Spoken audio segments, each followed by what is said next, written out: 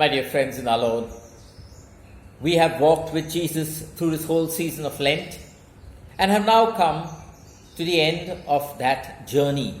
We've come to this great feast of Easter, the most important feast in the life of a Christian, marking the most important event that has ever taken place in the history of humanity. And so, we are here celebrating the greatest of all feasts. Yet, we must ask ourselves, what exactly do we experience at this time? Christmas is experienced with a great burst of joy. Maundy Thursday with a sense of solemnity. Good Friday grips us with passion and with sorrow.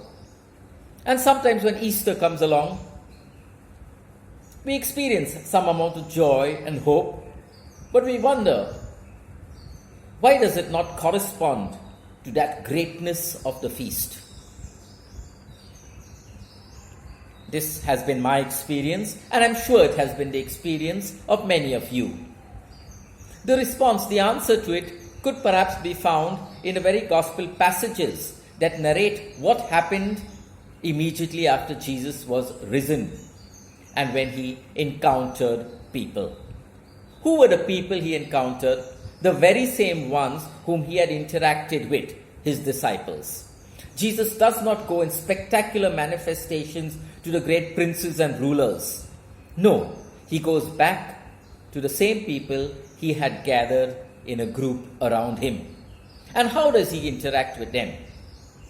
While walking along the road, while Mary Magdalene is searching in the tombstones, while the disciples are gathered together in prayer, when they are out there fishing, doing their normal daily activities. That is when Jesus goes out and encounters them. And so he meets Peter in the midst of his bewilderment.